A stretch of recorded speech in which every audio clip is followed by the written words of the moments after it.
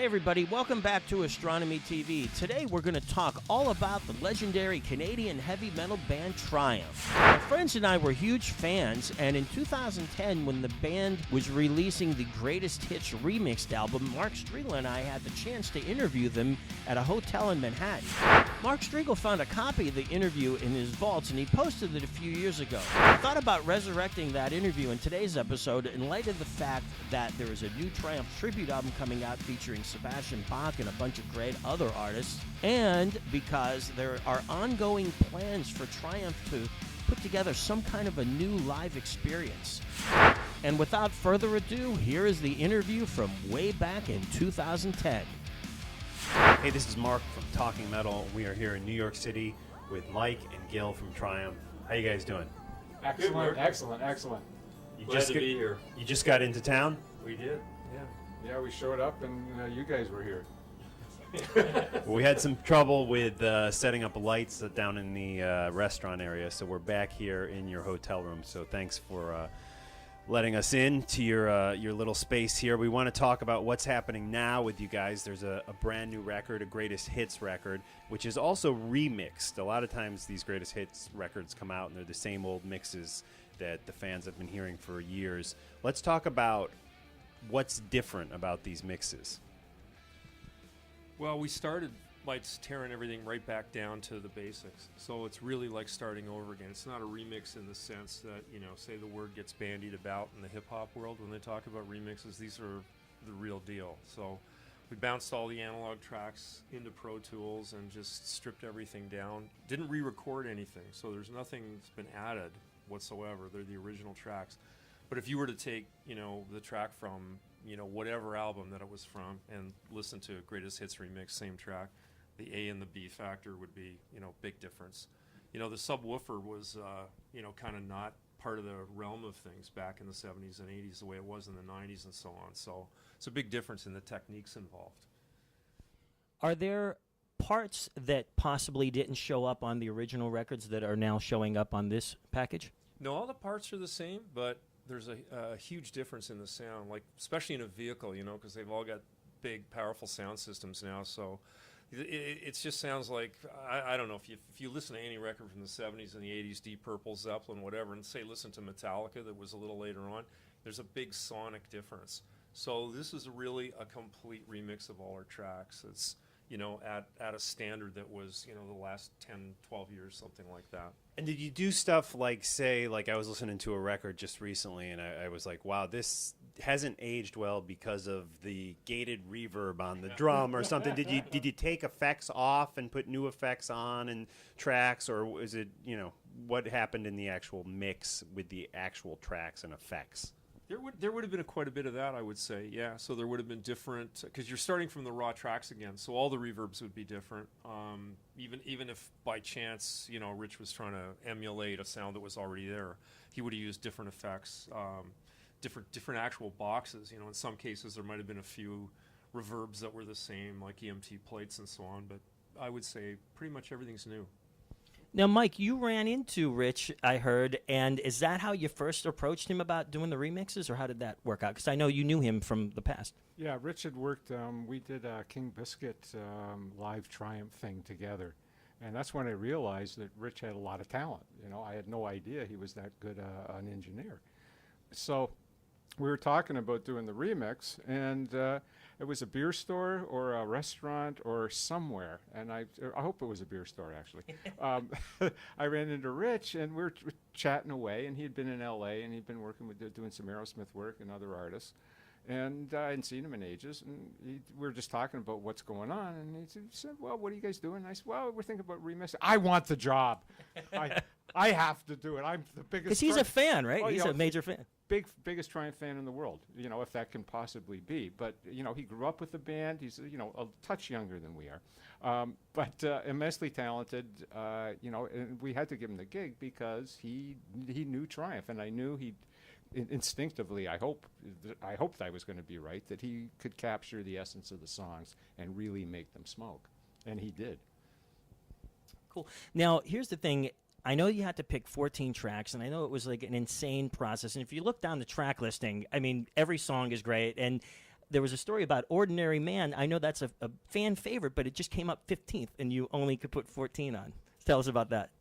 Yeah, well, we had to draw the line somewhere, and we took our cues really from the fans. When we played the festival in Sweden, we got the results of a contest that they ran over there, where the fans were asked, what would you like to hear the band play?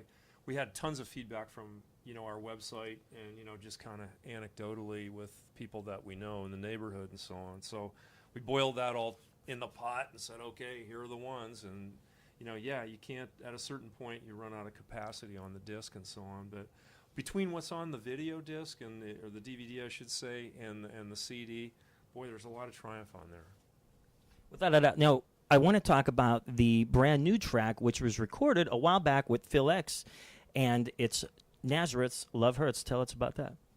Well, we recorded that, Mike, about 93, 94, 95, somewhere in there. A while ago. Yeah, a long while ago, and got it finished, and it was just sitting in the can, and we always thought it was a great track.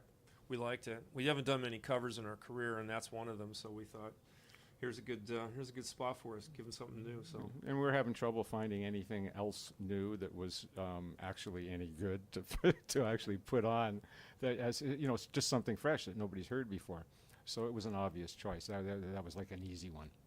Cool. And both Phil and Rik were supportive of these remixes and involved in the whole process? Actually, the remixes happened, or were in the process, I guess, before Rik and Gil and I got our shit back together. Right. And perhaps, if we would have thought about it, we may have asked Rik to play on it. But but then again, it's kind of like that's part of Triumph's history. That Triumph V2 with Phil, I mean, that's a reality. You can't just throw it away. So, I think Phil, I haven't seen Phil or talked to Phil in I don't know how long now. Yeah, it's been a few years. Like Phil usually comes and visits me because I live near where his parents live. So, but he hasn't been back to Toronto recently that I know of. But, we're still really close with Phil. He's a great guy, phenomenal guitar player. He's like, I think the number one call or so down in L.A. now is session guitar player because he's such a great guy and such a great player. Yeah. But we labeled the track that's on wherever Phil appeared on the record. We labeled it Triumph V2 because, really Triumph was Rik, Mike, and Gil. So, no disrespect to Phil, but we had the obviously the career together and stuff, and we didn't know what was going to happen when we started to work with Phil. We did go out. We did a small tour. We played about 10 shows maybe 10 shows with Phil. Yeah. And it just didn't feel like Triumph. It really didn't. And it was fun. It was fun. It was a good band. Yeah. It was a good band. It just wasn't really Triumph, And like I said, no disrespect to Phil because we love him, but it was our fault. Yeah, it wasn't Phil's fault. No, yeah, exactly. So when you guys look back over your career, what albums jump out as your favorites? All of them? All of them? Yeah. Sure, why not? I mean, you make an album and you go, it's your first album. That's you spend your whole life making that record. But the special part is, you get to know your partners, how everybody works together in the studio, and if you don't break up, you got a shot at a career. So, and the next best part is, that's my shit on the radio. My God. It's actually, I can hear it on the radio, and you go, that's the most exciting thing you'll ever, as a musician, as an artist, a guy in a rock band, that first shot is like, it's actually on the radio. It's not in the delete bin yet. So that to me was the biggest thrill.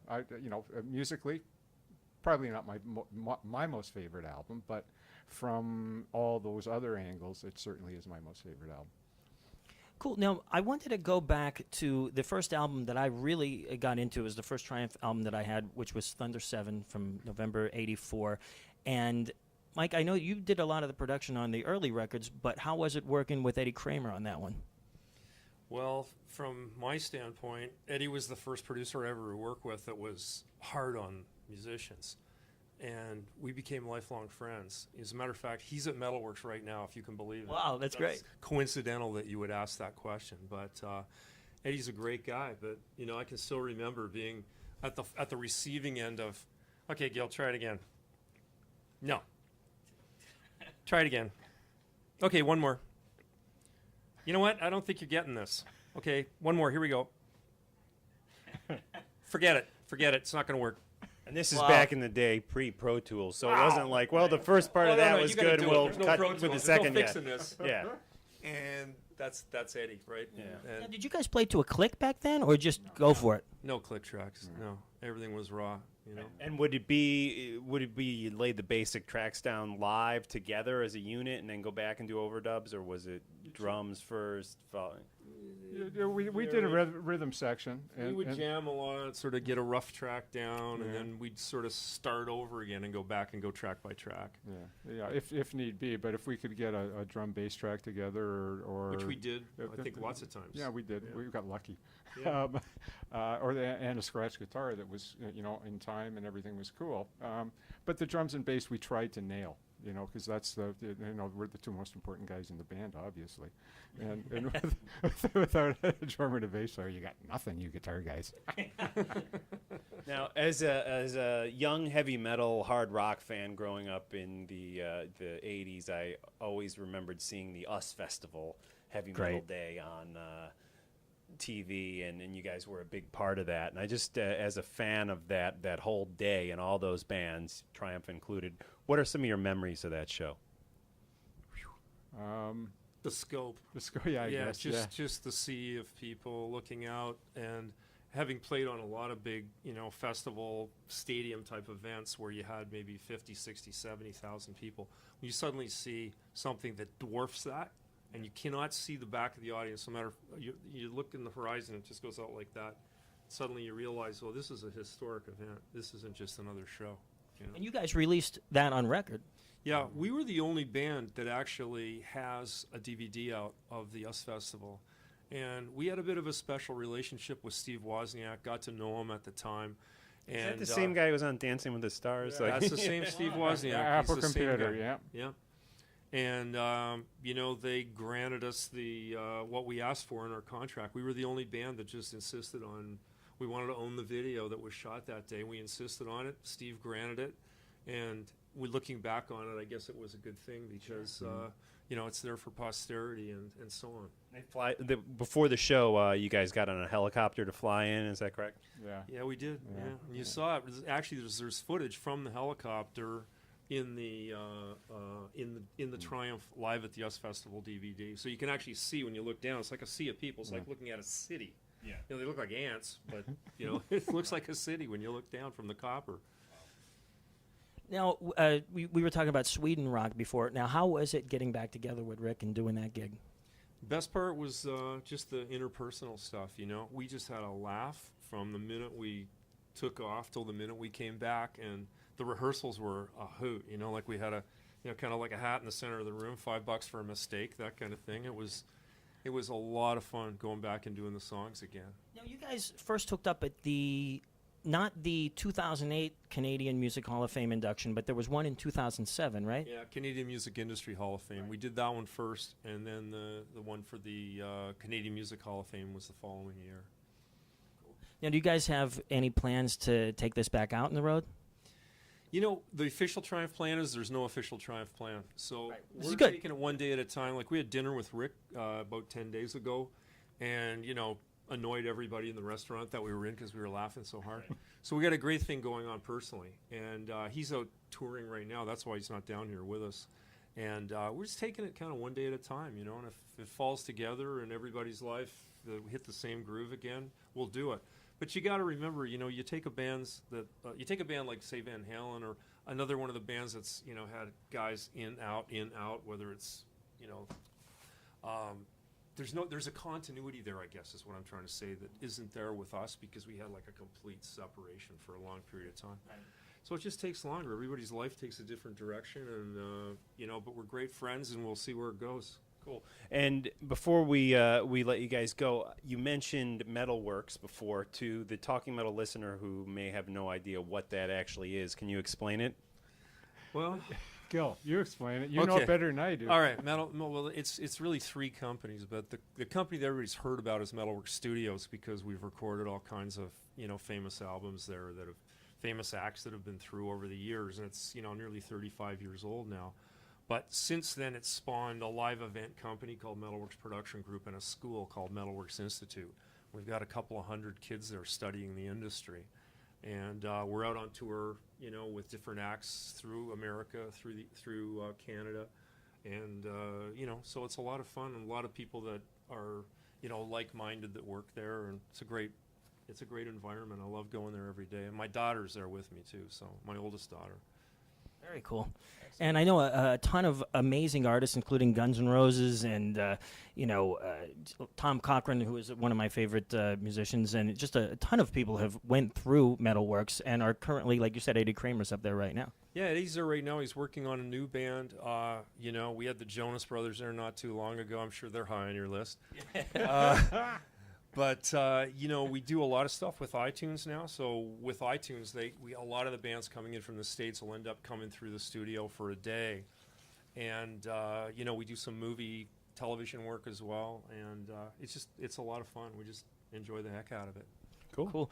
I know you guys have other people waiting, so I just want to blow through a couple of quick things about the CD and the packaging. Now, Gil, I know you wrote the liner notes. There's tons of Actually, I didn't write them. No, there's the liner notes are actually a combination of liner notes that were written for different reasons. They weren't even liner notes. They were a combination of biographies and sleeve notes that were written for different projects. And what I did is I edited them together like a collage. Oh, cool. And I filled in some blanks and as far as Come some on, you historical wrote it. Jesus, take some credit. I wish I wrote it. Like, I thought I don't want the guys that did write it to be mad. Okay, he didn't write it. Mike, I like what you said is that you were surprised that they even listed the band members' names on the one greatest hits that was like a record company, like fulfillment, contractual thing. So this is amazing to have such a great package, DVD, CD. I mean, look. Awesome. Look at this. I mean, come on. Look at that. Now, Is that great or what, guys? But look what happens here, right? When you take this guy off, if I can get him off. Hang on. I need some help here. Okay. There we go. Yeah. Okay, look. Look, you got a picture behind there, Pictures right? everywhere. Like live photos. That is a sweet. killer That's photo, rock. man. This thing's got everything but porno on it. That's everything right. you could possibly it's hot. want. And look at this. And again, you got another Maybe there one. is some porno on there. And it's like, I tell you.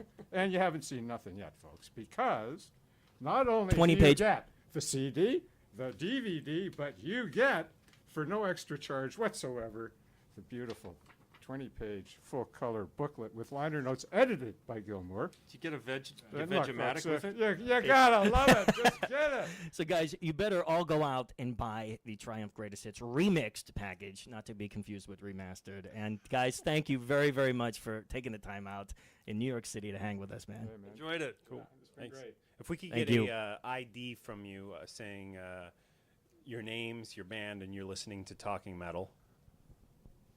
Do you want it together or individual? We're fuck-ups when we do it together. We don't know which one. Yeah. Okay. Here, you guys hold the mics. I'll hold the mic. Hi, I'm Gil Moore from Triumph, and I'm here with you on Talking Metal. What am I supposed to say? This is Mike. Yeah, I know that part. Yeah. And then we'll do the MTV2 after that. Okay. So you're listening to Talking Metal. You're right? watching. Watching. Okay. Hi, this is Mike Levine from Triumph, and you're listening and watching Talking Metal.